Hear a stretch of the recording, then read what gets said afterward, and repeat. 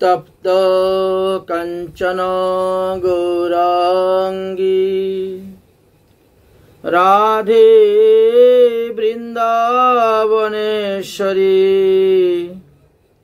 विश्वभानुसुते देवी तं नमामि हरिप्रिये तं नमामि हरिप्रिये राधिका सरत इंदुनिंदिमुखमंडले कंतुले विचितिरवेणु चंपक पुष्प शोभने नीलपट्टयंग शोभिताहे यादयोरने वंदे जय श्रीपाद पद्म विश्वभानुनंदिनी। विश्वभानुनंदिनी श्रीमती राधारानीर आविर्भाव तिथि पड़ेছে आगामी रविवार। आज के हलो बृहस्पतिवार, शुक्र शनि दुदिन मध्य आछे। रविवारे राधाष्टमी व्रत आमादेर पड़ेছে। एटाके श्री राधिका जयंती व्रत बला हय। अर्थात 14 भाद्र 1432 बंगाब्द रविवार बा 31 आगस्ट 2025 ख्रीष्टाब्द रविवार श्री श्री राधाष्टमी व्रत पड़ेছে। मध्याह्नकाले अभिषेक एवं ओई दिन हईतेई 5106तम श्रीमद् भागवत जयंती आरम्भ होबे। যাই হোক, এই রাধাষ্টমী ব্রত একাদশী দ্বাদশী বা শ্রীকৃষ্ণ জন্মাষ্টমী ব্রত যেভাবে করা হয় সেভাবে 24 ঘন্টা সময় উপবাস থাকতে হয় এবং পরের দিন যথাসময়ে তাহার পালন করতে হয়। পালনের দিনও শাস্ত্রে বর্ণন করে গিয়েছেন। অতএব সেই অনুসারে পালন করবেন। অর্থাৎ শনিবারে ভুল হয়েছে, রবিবারে ব্রত হলে সোমবারে সূর্যোদয় হওয়ার পর সকালে 9টা 32 মধ্যে রাধাষ্টমী ব্রতের পালন করিবেন। আমরা রাধারানী তত্ত্ব সম্পর্কে এর আগে 2টি ভিডিওতে আস্বাদন করেছি। আজকে আমরা আস্বাদন করব যে বিশ্বভানু মহারাজ পূর্বজন্মে কে ছিলেন এবং রাধারানীর মা কলাবতী দেবী তিনি বা পূর্বজন্মে কে ছিলেন। এই দুজনের বংশ পরিচয় এবং এই দুজনেরই তত্ত্বকথা আমরা আজকে আস্বাদন করব। তবে ব্রহ্মবৈবর্ত পুরাণের শ্রীকৃষ্ণ জন্মখণ্ডে 17 অধ্যায়েতে কলাবতীর পরিচয় দিয়ে গিয়েছেন। সেখানে লেখা আছে ভবুব্বহ কন্যকা তিস্র পিতৃনাং মানসা পরা কলাবতী রত্নমালা মেনকাশ্চাতি দুর্লভা। পুরাকালে অর্যমা আদি পিতৃগণের মন হইতে 3টি কন্যা সন্তান জন্মগ্রহণ করেছিলেন। তার প্রথমেই হলেন কলাবতী, দ্বিতীয় হলেন রত্নমালা আর তৃতীয় হলেন মেনকা। তাহারা লক্ষ্মীর অংশ হইতেই উৎপন্ন হইয়াছেন এই বিষয়ে জানা যায়। তন্মধ্যে মেনকা শ্রীহরির অংশরূপ পর্বতরাজ হিমালয়কে বিবাহ করেছিলেন, যার থেকে পার্বতীকে তিনি কন্যারূপে প্রাপ্ত হইয়াছিলেন এবং সেই পার্বতী মহাদেবের সঙ্গে বিবাহ হইয়াছিল। এটি আমরা বিভিন্ন শাস্ত্র পুরাণ থেকে জানতে পারি বা বিভিন্ন মহাজনগণের মুখেও আমরা শ্রবণ করেছি। দ্বিতীয় হলেন রত্নমালা। রত্নমালা হিমালয়ের রাজা মানে জনক রাজা, মিথিলার রাজা জনক রাজা বিবাহ করেছিলেন এবং তার থেকে সীতা দেবীকে কন্যারূপে প্রাপ্ত হয়েছিলেন, যে সীতা দেবী পরবর্তী সময়ে ভগবান রামচন্দ্রকে বিবাহ করেছিলেন। আর এখন হলো কলাবতীর কন্যা। এই কলাবতী মনুবংশে জাত সুচন্দ্র দেবকে পতিরূপে প্রাপ্ত হইয়াছিলেন। এখন প্রশ্ন হলো, এরা তো মানুষ কন্যা ছিলেন 3 জন, অর্থাৎ কি বলা হয়, অর্যমা। অর্যমা আদি পিতৃগণের মানুষ কন্যা ছিল তারা 3 জন। তো তারা কি কারণে পৃথিবীতে আসলেন এবং 3 জনের 3 স্থানে বিবাহ হলো, এই বিষয়ে একটি পৌরাণিক কাহিনী আছে। বলা হয়েছে যে এই 3 জন কোনো এক সময়ে ক্ষীরোদশাহী ভগবান বিষ্ণুকে দর্শন করার জন্য তারা রওনা হয়েছিলেন। সেই সময়ে রাস্তায় যোগেন্দ্র সন্নত কুমার যাচ্ছিলেন। সন্নত কুমারকে দর্শন করা সত্ত্বেও তারা কোনো রকম দণ্ডবত, প্রণাম বা কোনো সম্মান, আদর, অভ্যর্থনা কিছুই করেন নাই।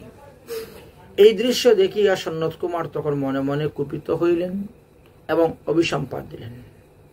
বলেন, তোমরা 3 জন আমার অভিশাপে পৃথিবীতে গিয়ে মানবীয় হয়ে জন্মগ্রহণ করো এবং মানুষের মতনই কর্ম করিয়া তোমরা মুক্তি লাভ করিবে, তারপর তোমরা বিষ্ণুলোকে আসিবে এবং বিষ্ণুকে দর্শন করিতে পারিবে। এই ছিল তিনার অভিসম্পাদ। আর এই অভিসম্পাদের কারণে ওরা অর্যমা আদিগণের মানুষ কন্যা হওয়া সত্ত্বেও তাদেরকে পৃথিবীতে এসে অবতীর্ণ হইতে হয়েছিল। তাই কলাবতীর কথাই বলছি, যিনি রাধারানীর মা ছিলেন। কলাবতী মনুবংশজাত রাজা সুচন্দ্রকে পতিরূপে প্রাপ্ত হয়েছিলেন। সেই রাজা সুচন্দ্র হরির অংশেতে তিনি উৎপন্ন হয়েছিলেন। রাজা সুচন্দ্র বিবাহিত জীবনে কোনো সন্তান লাভ করতে পারেন নাই বলে মনের দুঃখে তিনি রাজকার্য ছেড়ে দিয়ে ভারতবর্ষের বিন্দু পর্বতে গমন করত মহিষী পুলসের আশ্রমের পাশে পতি পত্নী একসঙ্গেই সন্তান প্রাপ্তির জন্য ব্রহ্মার তপস্যায় মগ্ন হয়েছিলেন। রাজা সুচন্দ্র অনাহারে তপস্যা করিতে করিতে একদিন তিনি নিষ্প্রাণ হইলেন, অর্থাৎ মারা গেলেন। নিষ্প্রাণ হইলেই তিনি ভূমিতে মূর্ছিত হয়ে পড়ে গেলেন। তাহা দর্শন করিয়া তিনার পত্নী কলাবতী পতির দেহটিকে বক্ষে ধারণ করিয়া রোদন করিতে লাগিলেন। তখন সেখানে আবির্ভাব হইলেন জগৎ স্রষ্টা বিধাতা কমলোদ্ভব ব্রহ্মা। ব্রহ্মবিবর্ত পুরাণে শ্রীকৃষ্ণ জন্মখণ্ডে 17 অধ্যায়ের 20 নম্বর শ্লোকেতে লেখা আছে, আবির্ভুব জগতাং বিধাতা কমলোদ্ভব জগত স্রষ্টা পদ্মযোনি ব্রহ্মা কৃপা পূর্বকম। তাহলে ব্রহ্মা কৃপা করে হলেন, প্রকট হইলেন, হইয়া স্বীয় কমণ্ডলুদা থেকে জল নিয়ে রাজা সুচন্দ্রের উপরে ছিটিয়ে দিলেন। তৎক্ষণাৎ রাজা সুচন্দ্রের দেহের মধ্যে প্রাণ সঞ্চারিত হয়ে গেল এবং কামদেবের তুল্য কান্তিমান দেহ প্রাপ্ত হইয়া তিনি প্রজাপতি ব্রহ্মাকে প্রণাম করিলেন। ব্রহ্মা বলিলেন, হে বৎস, তোমার তপস্যায় আমি সন্তুষ্ট হইয়াছি, সুতরাং তুমি অভিলাষিত বর আমার নিকটে প্রার্থনা করো।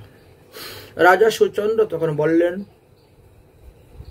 হে পরম নির্বাণ, আমি মোক্ষ লাভের বর প্রার্থনা করিতেছি।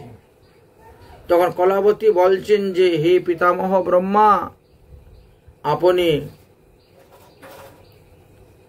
আমা ব্যতীত আমার পতিকে মুক্তি লাভের বর দিবেন না, কারণ স্বামীর মুক্তি হইলে আমার কি গতি হইবে? আমাকে কে দেখাশোনা করবে? আমাকে কে লালন পালন করবে? ইহা তো বিবেচনা করুন। ব্রহ্মা তখন বলিলেন যে, পূর্বজন্মার্জিত কর্মফল ভোগ শেষ না হইলে কারো কখনো মুক্তি হয় না। তবুও যখন তোমরা মুক্তি লাভ করিতে চাও, তবে শোনো, এখন তোমরা উভয়েই রাজ্যে ফিরে যাও এবং যথাসাধ্য বিষয় ভঞ্জন হও করো অনাসক্ত হইয়া, হরিভজন করো গৃহে থাকিয়া। অতঃপর তোমাদের এই দেহ পতন হওয়ার পর তোমরা কিছুদিন স্বর্গাদি লোকেতে বাস করিবে, স্বর্গাদি সুখ আনন্দ ভোগ করিবে। পুনরায় তোমরা উভয়েই ভারতবর্ষে গিয়ে জন্মগ্রহণ করিবে। আমার তপস্যা কখনো নিষ্ফল হয় না। সুতরাং এই জন্মে তোমরা, আগামী জন্মেতে তোমরা শ্রীমতী রাধারানীকেই তোমরা কন্যারূপে প্রাপ্ত হইবে। তাহার সেবা শুশ্রূষার ফলে তোমরা উভয়েই জীবমুক্ত হইবে এবং সেই রাধারানীর সহিত গোলকধামে গমন করিবে। এই কথা বলিয়া ব্রহ্মা তখন অন্তর্ধান হয়ে গেলেন। সেখান থেকে ব্রহ্মা অন্তর্ধান হয়ে যাওয়ার পর রাজা সুচন্দ্র এবং কলাবতী তারা তখন স্বরাজ্যে ফিরে আসলেন। দেবী ভাগবতে উল্লেখ আছে যে শত্রুঘ্নের বংশে এই সুচন্দ্র রাজা বিষভানু রূপে জন্মগ্রহণ করেছিলেন। সুতরাং বিষভানু রাজা সূর্য বংশের ছিলেন এবং তিনি ক্ষত্রিয় ছিলেন। বরাহকল্পে শ্রীমতী রাধারানী ভাদ্র মাসে কৃষ্ণপক্ষে অষ্টমীতে অনুরাধা নক্ষত্রে তিনি এসে আবির্ভাব হয়েছিলেন।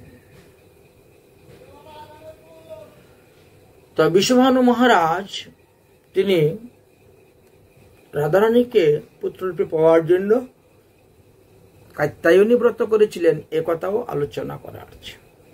যাই হোক, পরবর্তী সময়ে দেখা গেল যে এই রাজা সুচন্দ্র ব্রজের গোকুলে বিষভানু মহারাজ রূপে জন্মগ্রহণ করেছিলেন। আর কলাবতী তিনি কীর্তিদা নামে ব্রজেতে মুক্রাই নামক গ্রামেতে অজনী সম্ভবা হয়ে জন্মগ্রহণ করেছিলেন। সেই যে কলাবতী সনকাদি ঋষিগণের অভিশাপের কারণে তিনি আসলেন এবং রাধাকুণ্ড হইতে 2 কিলোমিটার দূরেই মুক্রাই নামক গ্রামেতে তিনি জন্মগ্রহণ করলেন। তদ বিষয়ে আমরা কিঞ্চিত আস্বাদন করব এখন। তো রাধাকুণ্ডের নাম আগে ছিল আরিড গ্রাম। ব্রজে আরিড গ্রামের পাশেই আদ্যতম বিন্দু নামে এক প্রধান গোপ বাস করিতেন। তাহার পত্নীর নাম ছিল মুখরা। সেই অনুসারে এই গ্রামের নাম মুখরাই গ্রাম হয়েছে। আজ অবধি মুখরাই নামে সবাই বলেন। গ্রুপপ্রবর বিন্দুর 5টি পুত্র এবং 3টি কন্যা সন্তান ছিল। অর্থাৎ মুখরায় 8টা সন্তানের জননী হয়েছিলেন। তার মধ্যে 5টি পুত্র সন্তান এবং 3টি কন্যা সন্তান। আদ্যতম বিন্দু নামক গোপীর ঔরসে মুখরা গর্ভেতে 5টি পুত্র সন্তান 3টি কন্যা সন্তান হয়েছিল। পুত্রদের নাম ছিল ভদ্রকৃতি, চন্দ্রকৃতি, মহাবল, শ্রীদাম, মহাকীর্তি। আর কন্যাদের নাম ছিল ভানুমুদ্রা, কীর্তিমতী ও কীর্তিদা। পুরাণ অনুসারে জানা যায় যে এই কীর্তিদার এক নাম কলাবতী এবং পূর্বজন্মেও তিনি কলাবতী ছিলেন। এটা পরিষ্কারভাবে জানা গিয়েছে। যাই হোক, এই বিষভানু মহারাজের কথাই এখন শোনো, তিনার কথাই বলবো। গোকুল মহাবনে যে সমস্ত গ্রাম বা নগর ছিল, সেই সমস্ত নগরের সকলের মধ্যে শ্রেষ্ঠ এবং অন্যতম ছিলেন এই ভানু, মহাভানু নামে এক রাজা ছিলেন। সেই মহাভানু রাজার 4 পুত্র ছিল। প্রথম পুত্রের নাম বিষভানু। মতান্তরে বিষভানু আরেকটা নাম ছিল বৃকভানু। দ্বিতীয় পুত্রের নাম ছিল রত্নভানু। তৃতীয় পুত্রের নাম ছিল সুভানু এবং চতুর্থ পুত্রের নাম প্রতিভানু। তন্মধ্যে বিষভানু মহারাজই রাজ্যপ্রাপ্ত হয়েছিলেন এবং রাজা হয়েছিলেন। তাহলে বিষভানু মহারাজের বাবার নাম ছিল মহাভানু। যথাসময়ে এই বিষভানু মহারাজ মুকরাইয়ের সেই কীর্তিদা দেবীকে বিবাহ করে সংসার বন্ধনে লিপ্ত হলেন। দাম্পত্য জীবনে বহুদিন গত হইল, তবুও কোনো প্রকার সন্তান তাদের উৎপন্ন হইল না। সন্তান প্রাপ্তির মানসে তাহারা অনেক তীর্থ ভ্রমণ করেছেন, অনেক যাগযজ্ঞ করেছেন, বহু অর্থ দান দক্ষিণা করেছেন, তবুও সন্তান লাভ করতে পারলেন না। দক্ষিণাযুক্ত বহু যজ্ঞ করেছিলেন, তবুও না পুত্র সন্তান না কন্যা সন্তান কিছুই তারা লাভ করতে পারলেন না। তাই মহারাজ বিষভানু খুব চিন্তিত হয়ে পড়লেন। কি করবেন, কি করলে সন্তান লাভ করা যাবে, এর জন্য বড় চিন্তিত হয়েছিলেন। সেই সময়ে কলাবতী দেবী বললেন বিষভানু মহারাজকে, হে রাজন, আমি শুনেছি যে কোনো এক সময়ে নিত্য গোলকধামে করুণাময়ী, কৃপাময়ী, প্রেমময়ী শ্রীমতী রাধারানী জীবের কল্যাণের জন্য অষ্টভুজা রূপ ধারণ করে কাত্যায়নী রূপী তিনি প্রকট হয়েছিলেন। অতএব আমরা যদি কাত্যায়নী দেবীর উপাসনা করি, তাহলে এই দেবীর কৃপায় হয়তো আমরা রাধারানীকে কন্যারূপে লাভ করতে পারব।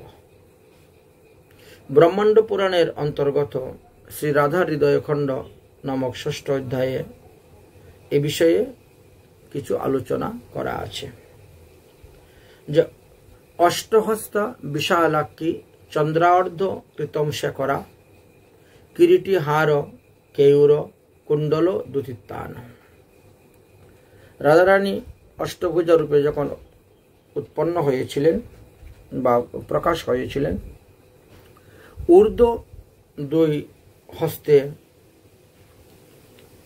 কৃপান এবং শঙ্খ ছিল, অধ 2 হস্তে চক্র এবং গদা ছিল, তার নিচের অধ হস্তে 3য় স্তরের মুসল এবং গদা ছিল, এবং সর্বনিম্নে বর এবং শক্তিদায়িনী চিহ্ন ছিল। অর্থাৎ অষ্টভুজা বলতে শঙ্খ, চক্র, গদা, পদ্ম, হল, মুসল, অভয় ও বরদান, এই 8টি ছিল। তো ব্রহ্মা কোনো এক সময়ে সেই বিগ্রহের পূজা করেছিলেন, আর তারপরে তিনি বৃন্দাবনে যমুনার তীরে এনে এই শ্রী বিগ্রহকে স্থাপন করেছিলেন। একথাও কোনো কোনো পুরাণ অনুসারে জানা যায়। তবে বিভিন্ন কল্পে বিভিন্ন কাহিনী হয়ে থাকে, তো কখন যে কোন কল্পে কোন কাহিনী হয়েছে সেটাও বলা যায় না। বরাহ কল্পের কাহিনী আলাদা, ব্রহ্মকল্পের কাহিনী আলাদা, পদ্মকল্পের কাহিনী আলাদা, এভাবেও লেখা আছে। কোনো কোনো কল্পে দেওয়া আছে যে চৈত্র মাসের শুক্লপক্ষের নবমীতে রাধারানী আবির্ভূত হয়েছিলেন, এমনটাও আলোচনা করা আছে। তাই কল্পান্তরে অনেক সিদ্ধান্ত হতে পারে, সেগুলো আমাদেরকে ধরে নিতে হবে। এই যে রাধারানীর অষ্টভুজা রূপের কথা বর্ণন করতেছি, এটা আমাদের বরাহ কল্পের কথা নয়, শ্বেত বরাহ কল্পের কথা নয়, অন্য কল্পের কথা বলা হচ্ছে। যাই হোক, সেই অষ্টভুজা বিশাল নয়না, অর্ধচন্দ্র সুশোভিত, ললাট ফলক, মস্তকে কিরীটি বা গলেতে হার, বাহু যুগলে কেউর সুশোভিত, কর্ণ দয়ে কুণ্ডল এবং আলোড়ন করেছে, তিনি দীপ্তমনা উদ্দীপ্তমনে হাস্য করিতেছিলেন। নানা আবরণ সংচ্ছিন্না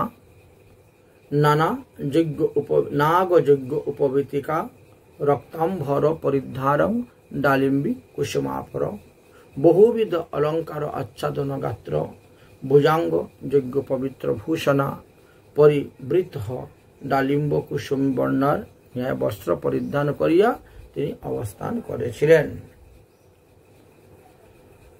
রক্তমালা ধরা দেবী কীটিভাস্কর হাসুরা রক্তবর্ণ কুসুমের মালা পরিধান উদ্দীপ্ত কোটি সূর্যের ন্যায় দীপ্ত কাঞ্চন বর্ণা, তাহাকে দেখে অনেকেই মহাদেবী দুর্গা বলেও ভ্রম করিতেন। তস্য দর্শন মাত্রেণ মহাদেবী প্রমোদয়, মহাদেবী বলে কারো কারো মনে ধারণা হইত। সা দেবী পরমারাধ্য রাধাং ইয়া পরমোত্তমা তিষ্ঠ তেজস্রহ সা দেবী বরদা পূজিতা সদা। পুরুষোত্তম মূর্তি বৈশিষ্ট্য পরম আদরণীয় আরাধ্য শ্রী রাধিকা দেবী, তিনি বৃন্দাবন ধামে অবস্থান করেন। এই দেবী ব্রজেশ্বরী এবং ব্রজধামের অধিষ্ঠাত্রী দেবী। তাহার পূজা করিলে তিনি সর্বদাই পূজকের মনোবাঞ্ছনা পূর্ণ করে থাকেন, বর প্রদান করে থাকেন। লোক তাহাকে কাত্যায়নী বলিয়া ডাকেন। অতএব আমরা এই দেবীর পূজা করিব, চলো। এইভাবে কলাবতী বিশ্বভানু মহারাজকে বারবার বলতে লাগিলেন। নানা ধাতু বিরাশ্চন্নে নানামুনি গণামৃতে ব্রহ্মণা স্থাপিতাম পূর্বং কালিন্দা তট সন্নিধৌ। ওই মূর্তিটি নানা প্রকার ধাতু মণিমুক্তা মাণিক্য দ্বারা সুসজ্জিত আছেন। ব্রহ্মা স্বয়ং এই রাধারানীর প্রতিমাটিকে বৃন্দাবনে যমুনার তীরে এনে স্থাপন করে পূজা করেছিলেন। অতএব আমরাও সেই কাত্যায়নী দেবীর পূজা করব। হে নাথ শরণং যাপি জগৎ মাতারম্বিকা সচ্চৈ প্রসদনা তপস্বা বচস্বা মনস্বা ঘনঃ। কলাবতী দেবী বিশ্বভানু মহারাজকে বলছেন, হে স্বামী, দুঃখ ত্যাগ করিয়া এক্ষণে সন্তান অভিলাষে জন্য জগৎ মাতা অম্বিকার চরণে শরণ নাও, তপস্যা কর এবং বাচনিক স্তুতির দ্বারা পাঠ করে তাকে সন্তুষ্ট করো, তার পূজা করো। শুদ্ধ নিয়মের দ্বারা যদি পূজা করা যায়, তিনি প্রসন্ন হন, তাহলে তাহার কৃপায়, তাহার আশীর্বাদে অবশ্যই আমরা একটি উত্তম সন্তান লাভ করিতে পারিব। এইভাবে কলাবতী দেবী বিশ্বভানু মহারাজকে বারবার বলতে শুরু করলেন। এতৎ নিঃসম্য বচনম প্রিয়াসং প্রিয়মাত্মনঃ অনোপেত্য সুদুঃখরিতম জগতাম তপু সেবনম। সপত্নী কীর্তিদার মুখে আপনার প্রিয়কর হিতোপদেশ শ্রবণ করিয়া সমস্ত দুঃখ ত্যাগ করত বৃন্দাবনে তপস্যার্থে তিনি গমন করিলেন। বিশ্বভানু মহারাজ যমুনাতে গিয়ে স্নান করলেন, আর যমুনাতে স্নান করে কাত্যায়নী দেবীর পূজা আরম্ভ করলেন। প্রথমে 2 হাত জোর করে দেবীকে তিনি আহ্বান করলেন। ইহা গচ্ছ দেবী সন্নিধানম মহীচরঃ কৃষ্ণস্য সন্নিধানয়ম প্রাপ্তস্তুতো নমো নমঃ। তারপরে পাদ্যার্ঘ দিলেন। স্বাগতম তব হে দেবী স্বাগতম তো নিবেদিতম কৃপয়া করয়া अस्माकं স্বাগতম কৃষ্ণমূর্তি কি। তারপরে মধুপর্ক নৈবেদ্য অর্পণ করলেন। শরণাগত দিনার্তম পরিত্রাণ পরায়ণা সর্বশক্তি হরে দেবী নারায়ণী নমস্তুতে। তারপর পুষ্পাঞ্জলি অর্পণ করলেন। নানা সুগন্ধি পুষ্পানি যথা কালেন সমুদ্ভাব পুষ্পাঞ্জলি ময়া দত্তা গৃহাণম পরমেশ্বরী। তারপর দেবীকে পূজা করলেন। জগৎ মাতা জগৎ বন্ধু সর্বশক্তি স্বরূপিণী পূজা গৃহাণ দেবীশ জগৎ মাতা নমস্তুতে। তারপর আবার ভুল ত্রুটির জন্য ক্ষমা প্রার্থনাও চাইলেন। আহ্বানম ন জানামি বিসর্জনম পূজাশ্চৈব ন জানামি তঙ্গতি পরমেশ্বরী। অপরাধ মার্জনের জন্য প্রার্থনা জানাইলেন। মন্ত্রহীনং ক্রিয়াহীনং ভক্তিহীনং সুরেশ্বরী ইয়তে পূজিত আসি মায়া দেবী পরিপূর্ণ তবস্তমে। দুষ্মার্জনা করার জন্য আর্থিনাদ জানাইলেন। বিদ্যা বুদ্ধি বিহীন অহম সৎসঙ্গে ন বঞ্চিত অদুষদর্শী বিসদ্ভি কন্তব্য দুঃস্বভাগপি। তারপর দেবীকে প্রণাম করলেন। সর্বমঙ্গল মঙ্গলে শিবে সর্বত্র সাধিকে স্মরণে ত্রম্বকে গৌরী নারায়ণী নমস্তুতে।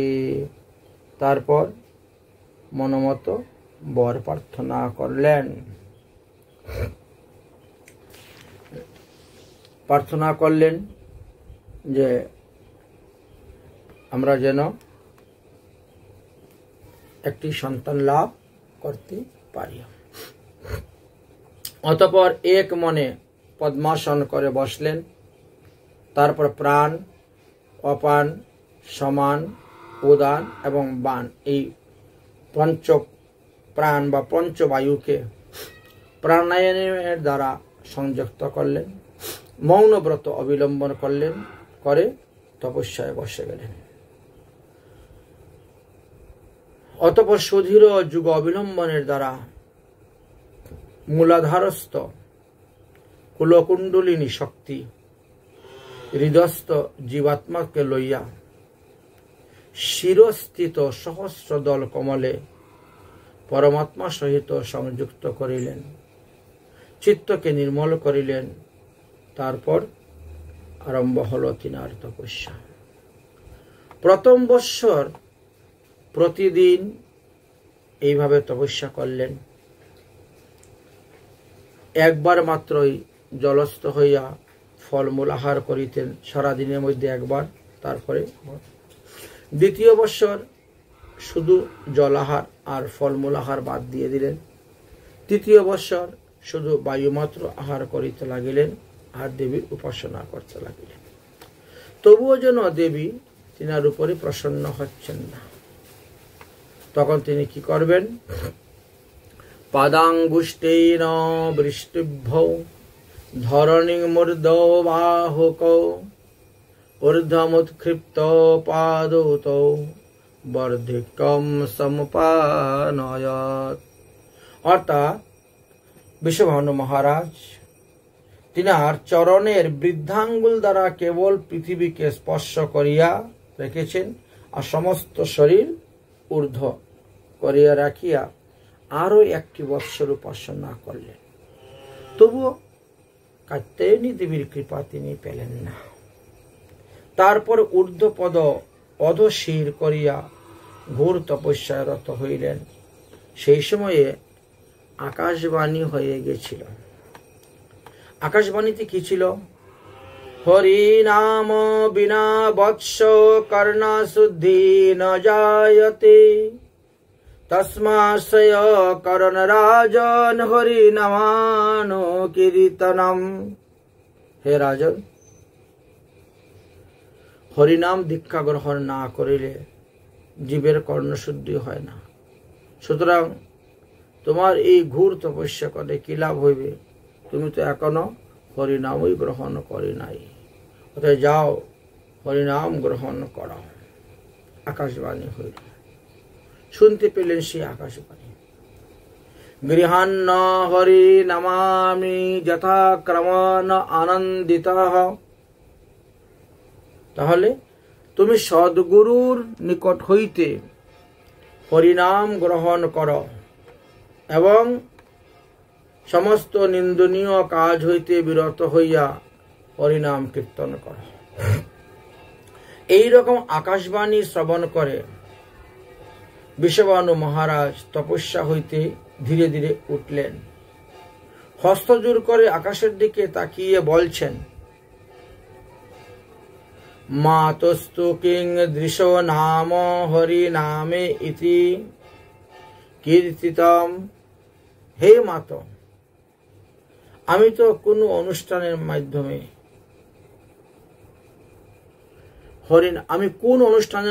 হরিনাম গ্রহণ করব? কাহার নিকট হইতে হরিনাম গ্রহণ করিব এবং হরিনামের মাহাত্ম্য কি তৎ বিষয়ে আপনি আমাকে বলুন। তখন আকাশবাণী হয়ে গেল। আকাশবাণীর মাধ্যমে দেবী তেনার সেই প্রশ্নের উত্তর দিলেন। আকাশবাণী কি হলো? যে তুমি একজন সদ্গুরু চরণাশ্রয় করে তুমি দীক্ষা গ্রহণ করো। সে আকাশবাণী শব্দ শ্রবণ করার পর বিষভানু মহারাজ বললেন, মাতস্তু কৃদৃশ্য নাম হরি নামে ইতি কীর্তিতম যস্তয়া জগত মাতা সর্গাবলয় কারিণী কৃপয়া বদতো সর্বং যথা তত্ত্ব যথাক্রমম। বিষবানু মহারাজ অতি বিনয় সহকারে আকাশবাণীর সেই দেবীকে বললেন, হে মাতো, মহারাজ বিষভানুর এতদ্বাক্য শ্রবণ করত মেঘ ধ্বনির ন্যায় গম্ভীর স্বরে ধীরে ধীরে কাত্যায়নী দেবী তখন বলছেন, পুলিনে বিরজা নদ্যা পুণ্যে দেবশ্রী সেবিতে কৃতো নাম্ন মুনি শ্রীমান তপস্যে তপতাম্বর তত্র গত্বা মহাবাহু হরিনামানি তত্শ্রেণ। আকাশবাণীতে দেবী কাত্যায়নী বললেন, হে বিষভানু মহারাজ, দেবর্ষিগণ সেবিত সুপুণ্য বিরজা নদীর তটে পবিত্র পুলিনে সর্বতপস্বীর শ্রেষ্ঠ তপস্বী মহামণি শ্রীমৎ ক্রেতু মণি তপস্যায় রত আছেন। তুমি তাহার স্থানে গমন করো, তাহাকে গুরুরূপে বরণ করো, তাহার নিকট হইতে হরিনাম শ্রবণ করো, হরিনাম গ্রহণ করো, হরিনামের মহিমা শ্রবণ করো। যাও, তুমি সেখানে গিয়ে উপস্থিত হও। এই কথা আকাশবাণী পরিষ্কার বলে দিলেন। তাহলে দেখা গেল যে বিষভানু মহারাজের গুরুদেব হলেন ক্রতুমুনি বলা হয়েছে। শত্রুকর্ষণ মহারাজ বিষভানু দেব উক্তি শ্রবণ করিয়া আত্মহিতকর বাক্য মৃত পান করত সুদিনমান হইয়া অতিসত্বর তিনি সেই আশ্রমের দিকে রওনা হলেন। ক্রতুমুনির নিকটে উপস্থিত হইয়া সুদীর্ঘ নিঃশ্বাস পরিত্যাগ পূর্বক তপোধর্মের দণ্ডবৎ প্রণাম করলেন। মুনিকে দর্শন করলেন, মুনিকে প্রণাম করলেন। দেখলেন যে মুনি যোগাসনে উপবিষ্ঠিত হইয়া ব্রতধারী পরমাচমনীয় মুনি ভগবত অর্চন করিতেছেন। যাই হোক, সেই মহা তেজস্বী ক্রতুমুনিকে দর্শন করিয়া রাজা বিষভানু গদগদ স্বরে মুনির চরণে পড়িয়া তিনি বলিলেন, প্রাহি প্রাহি মহাযোগিন শরণাগত পালক দীনানোম করিষ্মিনো দীনেশ নমস্তে ভগবতে মুনে। হে দীনেশ, হে মুনি, আপনি মহাযোগী, দীনানুগ্রহকারী, শরণাগত পালনকারী হে ভগবান, আমাকে রক্ষা করুন। আমি আপনাকে নমস্কার করি। আমি আপনার চরণাশ্রিত করার জন্য এসেছি। আমি আপনার চরণে শরণাগত। আপনি আমাকে কৃপা করুন। দীনং মানব বিশ্রঞ্জো সাধব দীনবৎসলা।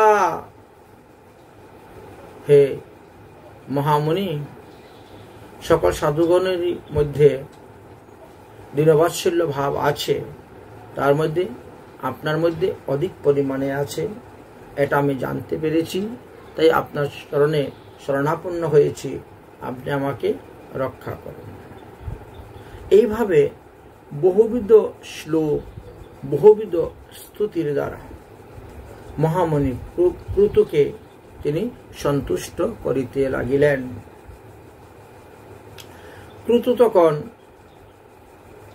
বিষভানু মহারাজের আদর, আপ্যায়ন, প্রণাম, নমস্কার, ব্যবহার, স্তুতি, প্রার্থনা, দৈন্যতা দর্শন করে তখন জিজ্ঞাসা করছেন, হে বৎস, তোমাকে ভীত দেখিতেছি কেন?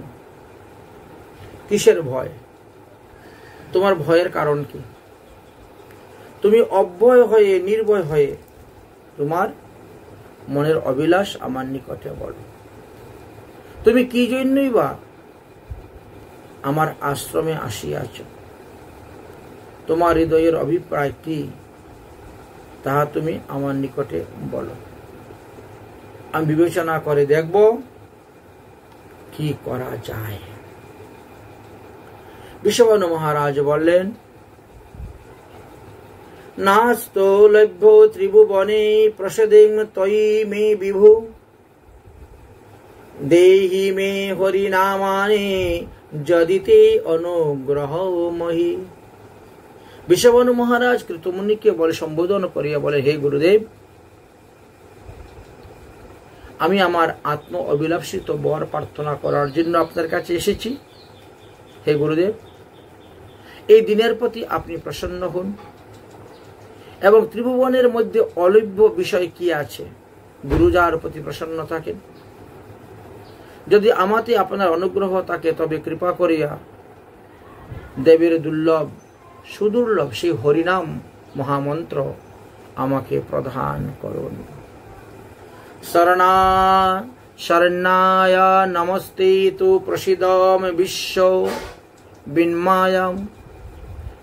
হে বিশ্ববিদ মুনি, এই বিশ্বস্ত বিষয়ে আপনি সকলেই জানেন, এই বিষয়ে অবগত আছে। হে শরণাগত পালক, আমি আপনাকে নমস্কার করি। আমার প্রতি আপনি প্রসন্ন হয়ে আমাকে হরিনাম প্রদান করুন। এইভাবে তিনি বারবার বলতে লাগিলেন। মুনি প্রসন্ন হলেন। প্রসন্ন হয়ে বলছে, হে বৎস, ঠিক আছে, তোমার অভিলাষিত বস্তু তোমাকে আমি প্রদান করিব। এই বলে মহামুনি ক্রুত মহারাজ বিষভানুকে হরিনাম মন্ত্রে দীক্ষা প্রদান করিলেন এবং হরিনাম কিভাবে কীর্তনীয়, কিভাবে জপনীয়, কিভাবে জপ করতে হয়, নামের মহিমা, নামের প্রণাম, নামের স্তুতি, নামের ধ্যান, নাম জপ করার নিয়ম, নাম জপ সমাপ্তের নিয়ম ইত্যাদি সব কিছু ক্রম অনুসারে বর্ণন করিতে লাগিলেন।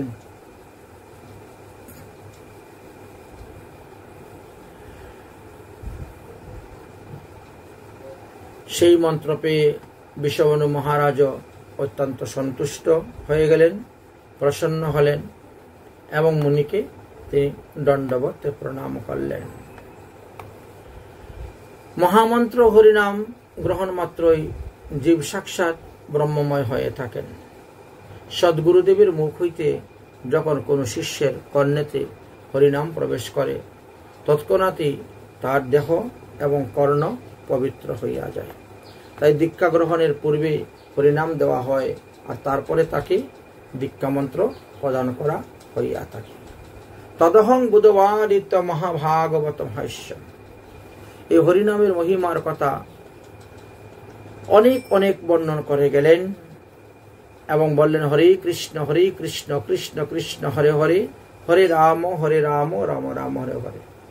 এই ৩০ অক্ষর সংযুক্ত ভগবানের ষোড়শ নাম সম্বোধন পূর্বক জপ করিবে। এই সকল নামই ব্রহ্মবাচক হয়।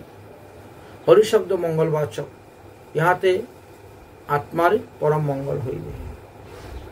যদুক্ত অনুসারে তার স্মরণ করো, তাহলে তুমি মৃত্যুকে জয়লাভ করিতে পারিবে। সমঙ্গ অমঙ্গল তোমার নাশ হইবে, তোমার মনোবাসনা পূর্ণ হইবে। সমস্ত জগতের যিনি আত্মারূপে অবস্থান করতেছেন, সেই কৃষ্ণের পরম পবিত্র প্রিয় নাম হলো এটি। তাই কৃষ্ণ পদবাচ্য, রাম পদবাচ্য, হরি পদবাচ্যের দ্বারা বলা হইয়াছে। তুমি এই নাম সর্বদা কীর্তন করো, দেখবে তোমার মনোবাসনা পূর্ণ হইবে। এই হরিনাম 108 বার ত্রিকাল জপ করো, তারপরে ধীরে ধীরে তুমি জপের মাত্রা বাড়াইবে। প্রাতকালে 108 বার, মধ্যাহ্নকালে 108 বার, সায়ংকালে 108 বার জপ করবে। এইভাবে ধীরে ধীরে নামের মহিমা তুমি বাড়াতে থাকবে। শ্রুতি স্মৃতি পুরাণীতি হাস্যানাগমনতেষু চ মীমাংসাং বেদো বেদান্ত বেদাঙ্গেষু সমীরিতম। সমস্ত শ্রুতিশাস্ত্র, সমস্ত স্মৃতিশাস্ত্র, সমস্ত পুরাণ, সমস্ত ইতিহাস, সমস্ত আগম শাস্ত্র, সমস্ত মীমাংসা শাস্ত্র, সমস্ত বেদ বেদান্ত, সকল বেদাঙ্গনাদি সর্বশাস্ত্রেই হরিনামের মহিমার কথা কথিত আছে। তৎনাম কীর্তনম ভূয় তপত্রয় বিনাশানাম সর্বেষামেব পাপানাং প্রায়শ্চিত্তিরাম উদাহরিতনম। এই হরিনাম সংকীর্তনের দ্বারা আধ্যাত্মিক, আদি দৈবিক, আদি ভৌতিক তিতাব জ্বালা নাশ হয়ে যায়। যত প্রকারের পাপ আছে, অতিপাতক, মহাপাতক, উপপাতক, অনুপাতক, পঞ্চপাতকের পাতক সব নাশ হয়ে যায়। এই হরিনামের দ্বারা সমস্ত পাপের প্রায়শ্চিত্ত হয়ে যায়। তাই হরিনাম গ্রহণকারীকে পাপের প্রায়শ্চিত্তের জন্য তাদেরকে অন্য কিছু করতে হয় না। না তো পরতরং পুণ্যম ত্রিযুকুলেষু বিদ্যতে নাম সংকীর্তনাদেবং তারকং ব্রহ্ম দৃশ্যতে। এই তারক ব্রহ্ম হরিনাম সংকীর্তনের তুল্য পরম পবিত্র এই জগতে আর কিছুই নেই। হরিনাম সংকীর্তন সকল পুণ্যের আধার, তার সঙ্গে অন্য কোনো কিছু তুলনা করা যায় না। নাম সংকীর্তন তস্মাদ সদা কার্য কিপশ্চিতা स्वरूपा ब्रह्मवान्ति रुगभग्नं व्रतः शोचि पाबद्धो वञ्चितो वर्जितं पदिभ्यं लब्धं न कृतिं शतः। এই হরিনাম সংকীর্তনের দ্বারা, হরিনাম কীর্তনের দ্বারা, হরিনাম জপের দ্বারা মানুষ সর্বকালই শুদ্ধি লাভ করিয়া থাকেন। গোহত্যা, ব্রহ্মহত্যা, মাতৃহত্যা, সুরাপান, পূর্ব জন্মের যত যত পাপ তাপ অপরাধ ছিল, বা এই জন্মের রোগ শোক ব্যাধি, অমঙ্গল আপদ বিপদ, অসুচি, সব কিছু থেকে রেহাই পাওয়ার একমাত্র উপায় হলো এই হরিনাম। অতএব এইভাবে তিনি হরিনামের অজস্র মহিমার কথা বর্ণন করলেন। যস্য কর্ণপুটে রাজন বিশেষদ হরিনাম সরস্য কর্ণতা দিব্য বিষ্ণু সুচিমতিম ব্রজেদ। হে রাজন, যাহার কর্ণপুটে হরিনাম এখনো প্রবিষ্ট হয় নাই, মানে যারা দীক্ষা গ্রহণ করে নাই, সদ্গুরু চরণাশ্রয় করে নাই, তাদের সেই কর্ণযুগল সব কর্ণের ন্যায় অপবিত্র। হরিনাম প্রবেশেই সেই পবিত্রতা লাভ হইয়া থাকে। তাই যতদিন হরিনাম দীক্ষা না হয় ততদিন কর্ণ অপবিত্র থাকে, এই কথা জানবে। অতএব মহাবাহু জপন বিদ্যা সমহিতম মহাবান বিষভানুকে বলছেন, ক্রুতমণি, হে বিষভানু মহারাজ, তোমাকে আমি হরিনাম প্রদান করলাম, তুমি এই হরিনামে জপ করতে থাকো, ইহাতে তোমার অভিষ্ট পূর্ণ হইবে। বিষভানু মহারাজ তখন ক্রুতমণিকে দণ্ডবোধ করলেন, প্রণাম করলেন, গুরুদক্ষিণা প্রদান করলেন এবং সেই হরিনাম জপ করতে করতে তিনি বৃন্দাবনের দিকে আগমন করলেন। বৃন্দাবনে আগমন করে যমুনার জলে স্নান করলেন এবং যমুনার জলে স্নান করে আবার তিনি তপস্যা করতে বসে গেলেন। হরিনাম সংকীর্তন মানে জপ করতে লাগিলেন। হরিনাম দিবানিশি হরিনাম জপ করতে আরম্ভ করলেন। তিনার সেই হরিনাম জপেতে সন্তুষ্ট হয়ে কাত্যায়নী দেবী ব্রহ্মরূপ সনাতনী মহামায়া তিনার সম্মুখে আবির্ভূত হয়েছিলেন। মহারাজ বিষভানু তাই জগজ্জননী কাত্যায়নী দেবীকে সম্মুখে দেখিয়া অবনত মস্তকে দণ্ডবত প্রণাম করে স্তুতি করিতে লাগিলেন। বিষভানু মহারাজ বলছেন, রূপেতেম জগত অম্বিকে পরমেকৌ বচস্বর্ণ করে বে সূক্ষ্মং সুহৃদং তং চ যদ্য প্রাপ্যৈস্তাম সং দর্শিতাম তদৃশ্য কিং বর্ণ তম প্রসন্নম মম হারভীষ্ট প্রমুক্তি দে। হে মুক্তিদায়িনী দেবী, তোমার যে এই পরম রূপ আমি দর্শন করিয়াছি, ইহা আমার অতি সৌভাগ্য। সাধন ভোজন করে তোমাকে দর্শন করা বড় দুর্লভ। তুমি কৃপা করে নিজ গুণে আমাকে দর্শন করিয়াছ। তোমার অচিন্ত পরম রূপ কদাপি কাহারও ধ্যানের বিষয় হয় না। তোমার মহিমা যে কতদূর তাহা ব্রহ্মাদিরও অগম্য, অর্থাৎ ব্রহ্মাদিও নিশ্চয় করিতে পারেন না। হে মুরহরাবিষ্ট প্রদে, হে মুরহর মানে মুরাসুর হরণকারী দেবী, তুমি আমাকে কৃপা করো। হে শ্রীকৃষ্ণের অভিষ্ট প্রদায়িনী, আমি অতি লঘু বুদ্ধি, আমাকৃত কি রূপেই বা আপনার মহিমার কথা বর্ণন হইবে। অতএব আমি সন্তানহীন অবস্থায় বড় দুঃখ পাইতেছি, আপনি কৃপা করে আমাকে একটি সন্তান প্রদান করুন। দর্শিতম কৃপয়া মজ্জম নমস্তে ভক্তবৎসলে। হে দেবী, আমি তোমাকে পুনর্পুনঃ দণ্ডবোধ করি, প্রণাম করি, তুমি আমার মনোবাসনা পূর্ণ করো। এইভাবে বারবার দণ্ডবোধ করলেন, প্রণাম করলেন, স্তুতি করলেন। তেনার ভক্তিতে সন্তুষ্ট হইয়া দেবী তখন প্রসন্ন হলেন এবং দেবী বলছেন, প্রসন্নাতে বৎস জেস্তু তপস্বাচ সপর্যায়া ভক্তম কান্তাদমেনাপি সুত্যনানেন বৎসল বরোদ্দাতে বরহাস্য বয়ং বরদয়ম বঞ্চিতম। দেবী তখন বিষভানু মহারাজকে কহিলেন, হে বৎস, তোমারই জিতেন্দ্রিয়তা, তোমারই তপস্যা, তোমারই সেবা পূজাতে আমি সন্তুষ্ট হয়ে তোমার নিকটে এসে উপস্থিত হয়েছি। অতএব তুমি তোমার মনোমত বর আমার কাছে প্রার্থনা করো, বর গ্রহণ করো। আমি তোমাকে বর প্রদান করার জন্য এখানে আসিয়াছি। অতএব তুমি আমার নিকটে তোমার অভিলাষিত বর প্রার্থনা করো। বিষভানু মহারাজ তখন বললেন, প্রসন্না যদি মে দেবী কিমুদ্দামপি জগত্রয়ে দুর্লভং ততে পদাম্ভুজ শরণৈষ্যং গতহিচ। বিষভানু কাত্যায়নী দেবীর অনুকম্পিত হয়ে এই বাক্য শ্রবণ করত। তিনি কি বললেন, হে দেবী, যদি আমার প্রতি আপনি প্রসন্ন হইয়া থাকেন, তবে আর এই জগত্রয়ে আমার কিছুর প্রয়োজন নাই।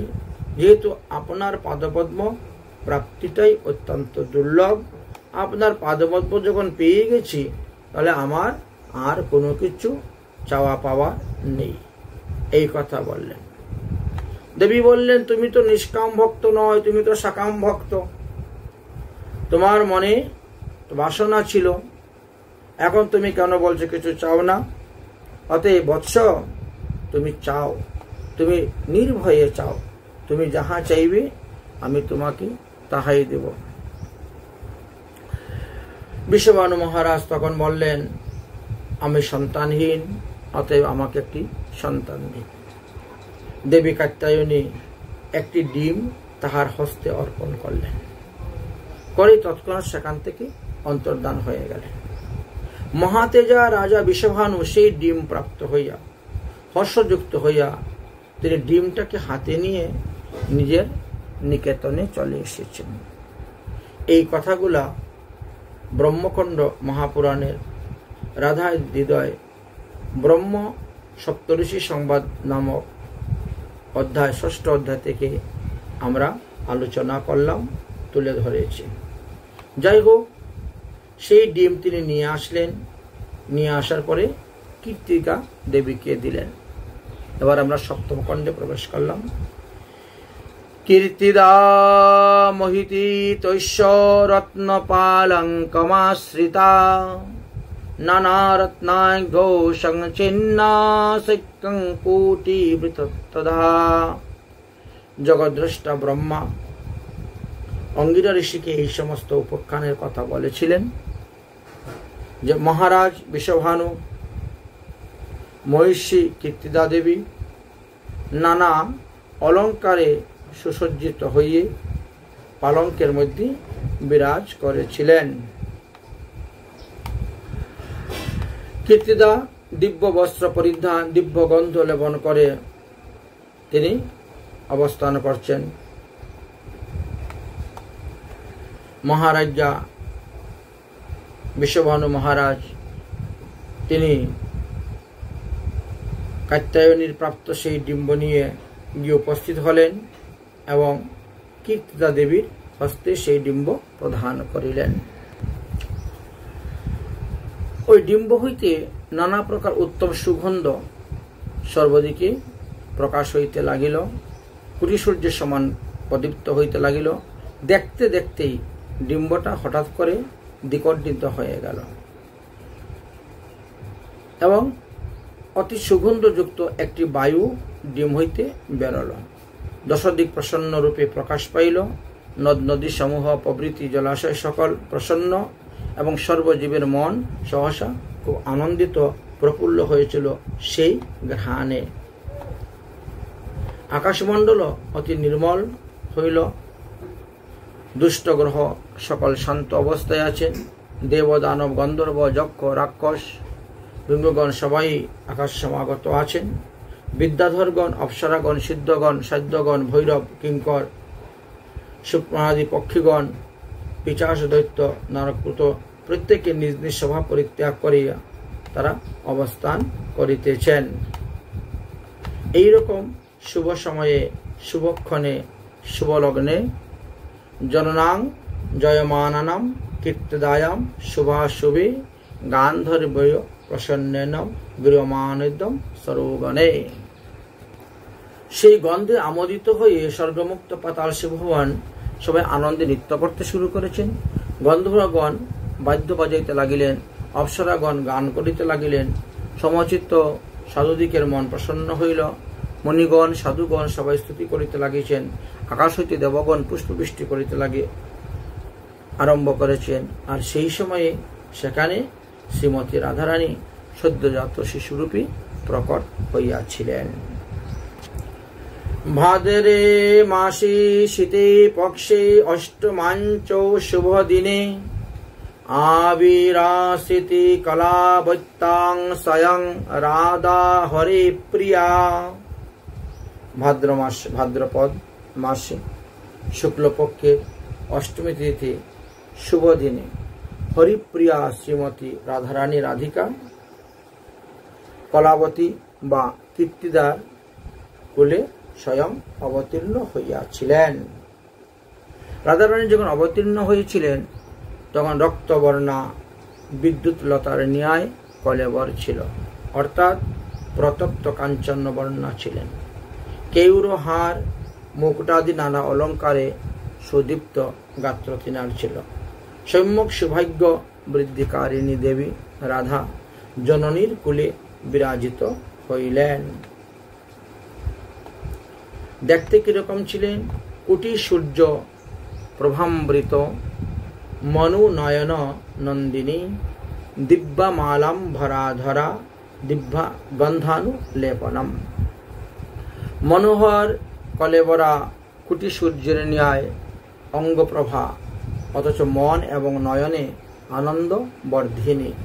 সৌম্য রূপা দিব্য মাল্য দিব্য বসন্ধরিণী দিব্য গন্ধে অনুলিপনকারিণী হয়ে তিনি প্রকাশ হইলেন। কীর্তিদা কীর্তিদা কীর্তিতা প্রবন্নতি জগত্ত্রয়ম তনয়া বিষ্ণু তনয়া জগৎ মাতার অম্বিকা জাতো মাতরং তদু বৃক্ষং রৈহেন তপসা মুনে অভ্যসন্তি পুরিংরস্য বিশ্বরূপা সনাতনী অজোনি জং বরাহরোহং রাধিকায়া বৃষভানুনা। এবার কি বললেন? কীর্তি পদায়িনী, কীর্তিতে পরিপূর্ণ জগৎ শ্রেষ্ঠা সেই জগৎ মাতা অম্বিকা আজ কীর্তিদার তনয়া রূপে প্রকট হয়েছেন। সাক্ষাৎ বিষ্ণু প্রভাবা বিশ্বরূপা সনাতনী আজ কীর্তিদা সুতা রূপে তিনি প্রকট হয়েছেন। কীর্তিদা সেই অজনী সম্ভবা কন্যাকে অবলোকন করত। অনুমান করিলেন যে ইনি কোন সাধারণ জগতের প্রাকৃতিক কন্যা নহে, বিশ্বভানু কর্তৃক আরাধিত সেই জগতেশ্বরী উগ্রতপের প্রভাবে তাদের পুত্রী রূপে এসে জন্মগ্রহণ করেছেন, এটা অনুমান করলেন। আর বাস্তবে সত্যি তাই হয়েছে। কীর্তিদা দেবীর স্বকুরে অদ্ভুত বসন পরিধানা অদ্ভুতাকায় শুভনা সর্বাবয়সী বৈশিষ্ট্য শ্রীয় তনয়াকে অবলোকন করিয়া তাহার জন্ম বৃত্তান্ত জানাইবার জন্য দাস দাসীগণের দ্বারা রাজা বিশ্বভানুকে সংবাদ পাঠাইলেন। শ্রীয়াত্মজ উৎপন্নে শ্রবণে যশস্বী মহাত্মা বিশ্বভানু মহারাজ তখন সেখানে এসে উপস্থিত হইলেন। মহারাজ কন্যাকে দর্শন করিয়া অত্যন্ত আনন্দিত হইলেন এবং নানাবিধ ধন রত্ন বস্ত্র কম্বল ইত্যাদি দান করিতে লাগিলেন। কীর্তিদা হর্ষে গদগদ স্বরে বিশ্বভানুকে কহিলেন, হে রাজেন্দ্র, তোমার অপবর্গ স্বাধীনী প্রফুল্ল নলিন রাজিনয়না ত্রিলোক মোহিনী তনয়া প্রদা তোমার তনয়া হইয়া জন্মিয়াছেন, এটাই অনুমান করা যাচ্ছে। তুমি যে তপস্যা করেছিলে তোমার তপস্যার ফল বৃথা গেল না। তাই তুমি যার তপস্যা করেছিলে সেই আজ তিনার বরের বাক্য রক্ষা করার জন্য তিনি তোমার কন্যারূপে এসে জন্মগ্রহণ করিয়াছেন। নন্মবুদ্ধি রাজা পরম ভক্তি সহকারে তখন কৃতাঞ্জলি পটে রাধারানীকে প্রণাম করলেন, অর্থাৎ কাত্যায়নী দেবীকে প্রণাম করলেন। হর্ষ গদ গদা বাচ্য হর্ষং শ্রুত পূর্ণ লোচনা উবাচং বাক্য বাক্যেন্দ্রং জগৎ মাতান অম্বিকা। সর্ববচনজ্ঞ মহারাজ হর্ষযুক্ত হইয়া গদগদ স্বরে নিজের কন্যাকেই অম্বিকা দেবী জ্ঞানে তিনি দণ্ডবোধ করলেন, প্রণাম করলেন। বিশ্বভানু মহারাজ কত কত শ্লোকের দ্বারা দেবীকে প্রণাম করলেন। মাতঙ্কারিত বিশালক্ষম নয়নম চিত্রভূষণা তানয়ম নৈবর্ততেন জানে তত্ত্বে কথয়ঞ্চ মামহ। এইভাবে অনেক অনেক স্তুতি করলেন। তখন রাধারানী বলছেন, হে বিশ্বভানু, তুমি তো এখন এই লীলাতে আমার পিতা। পিত, হে পিত, তুমি আমাকে নারায়ণ পিতাশ্রয়া পরমা ঐশ্বরী শক্তি বলিয়া জানিবে। উগ্রতপ উগ্রব্রত আচরণশালী বিষ্ণু কর্তৃক আমি সম্যক রূপে আরাধিত হইয়াছি এবং তিনার আদেশেই আমি তোমার কন্যারূপে এসে জন্মগ্রহণ করিয়াছি। অতএব আমার প্রণাধিক হলেন শ্রী গোবিন্দ। প্রণাধিক শ্রী গোবিন্দ। দিব্যং দদামিতি চক্ষু পশ্যম রূপন উত্তমম ছন্দস্য সংশয় তাতে সর্বদেবময় মম।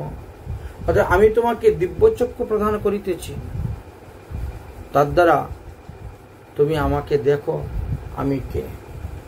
আমার মধ্যে সর্বদেব সর্বদেবীগণ আশ্রয় করিতেছে। জগৎ পিতা শ্রীকৃষ্ণ আমারই প্রাণেশ্বর।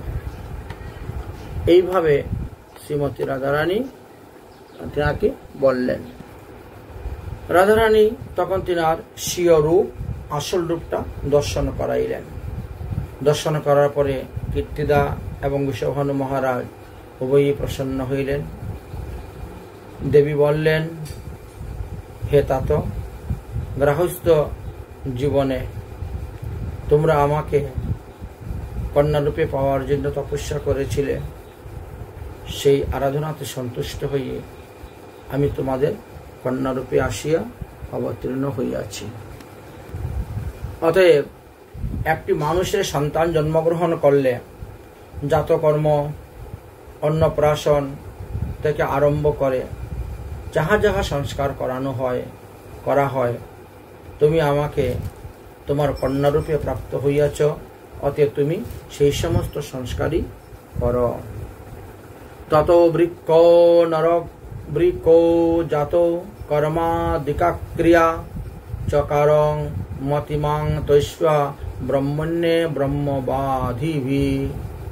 তারপরে মহারাজ বিষভানু ব্রাহ্মণদেরকে খবর দিলেন।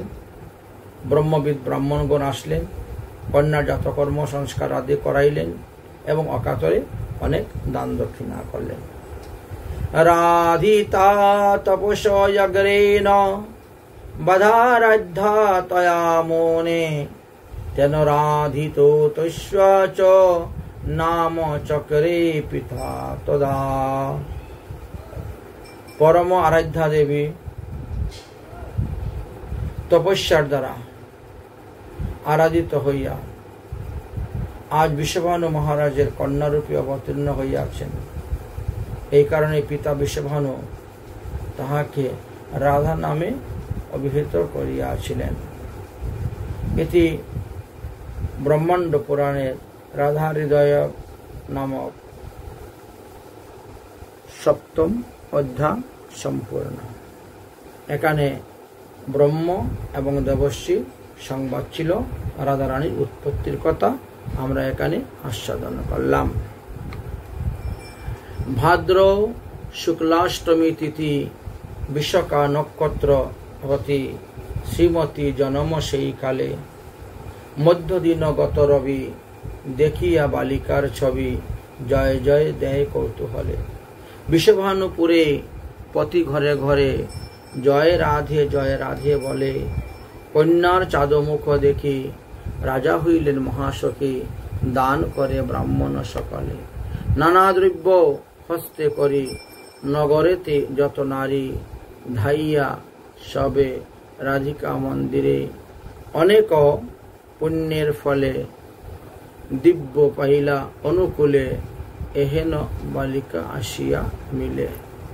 মূল মনে হেন লয় এত মনুষ্য নয়, কোন ছলে কেবা জনমিল। ঘনশ্যাম দাসে কয় নাহা করিও সংশয়, কৃষ্ণ কৃপা সদয় হইল। তাই পরম ব্রহ্মে পরাশক্তি ধরেছেন লাদিনী নাম, কৃপার তিনি কৃপা করি দেখান কৈবল্য ধাম। গোকুল মহাবনবাসীগণ শ্রীমতী রাধারানীকে দর্শন করে তারা খুব আনন্দিত প্রসন্ন হয়েছেন। তারা বলছেন, অগো কীর্তিদা, অগো কলাবতী, এ তোর বালিকা চাঁদের কলিকা দেখিয়া জুড়ায় আঁকি, হেন মনে লয় সদা হৃদয়ে পসারা করিয়া রাখি, কি হেন করিয়া কুলেতে রেখেছ এহেন সোনার ঝিরে, তরিত জিনিয়া বদন সুন্দর মুখে হাসি আছে আধা, গগনে যে নাম সেই নাম রাখুক আমরা রাখিলাম রাধা। তাই জনগণে যেই নাম রাখুক না কেন, আমরা কিন্তু এই মেয়ের নাম রাধা রাখলাম। স্বরূপ লক্ষণ প্রিয়সী হইবে সংঘরিয়া যদি জিয়ে, দুহিতা বলিয়া দুঃখ না ভাবিয়, ইহ উদ্ধারিবে বংশ, জ্ঞান দাসে কয় শুনেছি কমলা ইহার অংশের অংশ হয়। তাই রাধারানীর অংশের অংশ হলেন লক্ষ্মী দেবী, কমলা দেবী, সাবিত্রী দেবী, সরস্বতী দেবী, দুর্গা দেবী। সেই রাধারানী আজ বৃষভানু মহারাজের কন্যারূপে অবতীর্ণ হয়েছেন ভাদ্র মাসের শুক্লপক্ষের অষ্টমী তিথিতে। ব্রজবাসীগণ এসে তিনাকে দর্শন করেছেন। দর্শন করে বলছেন, চিন্তা করিও না, যদিও পুত্র সন্তানের জন্য তোমরা তপস্যা করেছিলে, কন্যা সন্তান পেয়েছে বলে দুঃখ করিও না, এই কন্যাই তোমাদের বংশ, তোমাদের কুল উজ্জ্বল করিবে, উদ্ধার করিবে। এইভাবে ব্রজবাসী গোপীগণ বৃষভানু মহারাজকে সান্ত্বনা দিচ্ছেন। কেউ কেউ আবার বলছেন, জয় বৃষভানু তনি অবনী উদয় ধীর, নিজুরি যিনি অরুণ অধর চন্দ্রমুখ যিনি, উগারে অমিয়া তাহে হিসদমানিনী। এক এক মহাজনগণ এক এক ভাবে রাধিকার গুণের কথা বর্ণন করে গিয়েছেন। নয়ন যুগল রীতি অত মনোলোভা পদ করতল, এই অষ্টপদ্ম শোভা মুখ ইন্দু গণ্ড যুগ, ভালে চন্দ্র চাঁদে কর পদ্ম নখে কত বিন্দু পরি কাঁদে, কনক মৃণাল ভুজ নাভি সরোবর, এদাস উদ্ধব হেরে চিত্ত মনোহর। শ্রীমতী রাধারানীর অঙ্গের বর্ণন করে দিচ্ছেন মহাজনগণ তাদের পদকীর্তনের মাধ্যমে।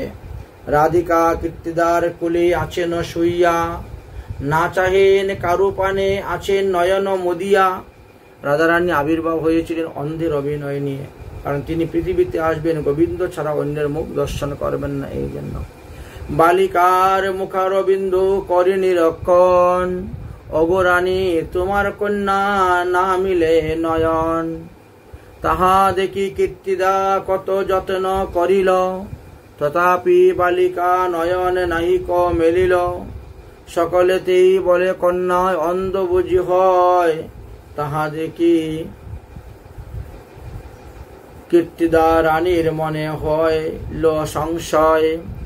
যদুনাথ দাস কহে ভয় নাহি বাস, নয়ন মিলিবে ধ্বনি হেরিবে শ্রীবাস।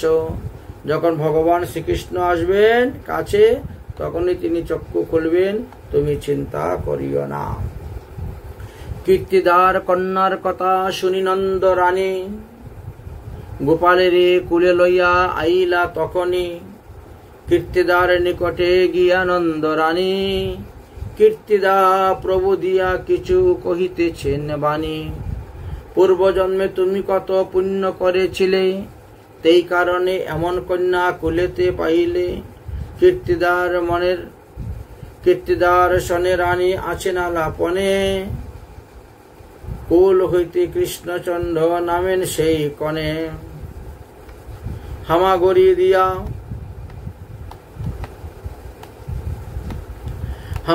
দিয়া কৃষ্ণ রায়ের নিকট যান, গায়ে হাত দিয়া কিছু কহিতে লাগিলা। নয়ন মুদিয়া কেন আছো কমলিনী, নয়ন মেলিয়া মোরে দেখো রাজনন্দিনী। তুমি মোর সর্বস্ব জীবনের জীবন, তোমার লাগিয়া আমি এলাম বৃন্দাবন। আমি তো মথুরার কংসের কারাগারে জন্ম নিয়েছিলাম, কিন্তু তোমাকে কৃপা করার জন্য আমি সেখান থেকে ওই রাত্রি চলে এসেছি। কৃষ্ণ কর পরশতে নয়ন মেলিল, কৃষ্ণানন্দ নিরকিয়া আনন্দে ভাসিল। না সেই রমণী না সেই রমণী হয় না হাম রমণ, প্রথম মিলন কহে এ দাস লোচন। এইভাবে রাধারানীর বাল্যকালী রাধা গোবিন্দের প্রথম মিলন হলো সেই বিষভানুপুর বলতে এখানে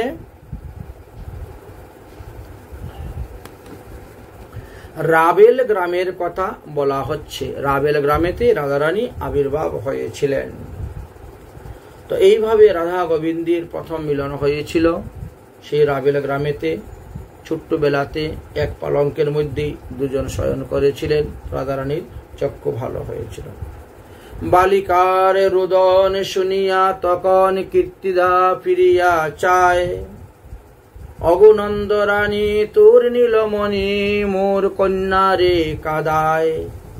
দেখি যশোমতি ধাই শীঘ্র গতি গোপালেরে কোলে নিল, বালিকার নয়ন দেখিয়া তখন এক ঠিকে চেয়ে রহিল। হেরগ কীর্তিদা দেখো সে আসিয়া তোমার কন্যা পানে, এই তো গোকুলে সে অন্ধ বলে তাহার নাহিক নয়নে। ধাইয়া তখনই আপনি নন্দিনী কুলেতে তুলিয়া নিল, আনন্দিত মনে চুম্বনে বদন শেখর আনন্দ পাইল। সেই থেকে রাধারানীর চক্ষু ভালো হয়ে গেলেন। রাধারানী আবির্ভাব হয়েছেন বলে বিশ্বভানু মহারাজও আনন্দ বাধাই দিয়েছেন, আনন্দ উৎসব করেছিলেন। মহাজনগণ বর্ণন করেছেন বিষভানুপুরে আজ আনন্দ বাধাই রত্না ভানু সুভানু নাচে তিন ভাই, দধিঘৃত নবনীত গুরস হলদি, আনন্দে অঙ্গনে ঢালে নাহিক অবধি। গোপ গোপী নাচে গায় গায় গড়াগড়ি যায়, মুখরা নাচে হে বুড়ি হাতে নিয়ে নরি। বিষভানু রাজার নাচেন অনন্ত উল্লাসে, আনন্দেতে বাধাই গীত গায় সবে চারিপাশে। লক্ষ লক্ষ গাবি বৎস অলঙ্কার করিস, ব্রাহ্মণেরে করেন দান আপনা পাশরি। গায়ক নর্তক ভাট করে উতরুল, দেহ দেহ লেহ লেহ শুনি এই রোল। কন্যার বদন দেখি কীর্তিদা জননী, আনন্দে আবিশ্ব দেহ আপনা না জানি। কত কত পূর্ণচন্দ্র জিনিয়া উদয়, এ দাস উদ্ধব হেরি আনন্দে ভাষা হৃদয়। এইভাবে আমাদের মহাজনগণ রাধারানীর আবির্ভাব বা রাধারানীর জন্মলীলা সম্পর্কে অনেক তত্ত্বকথাই বর্ণন করে গিয়েছেন। আমরাও এইগুলা ধীরে ধীরে আস্বাদন করব, বর্ণন করব। রাধে রাধে, রাধাষ্টমী কি জয়।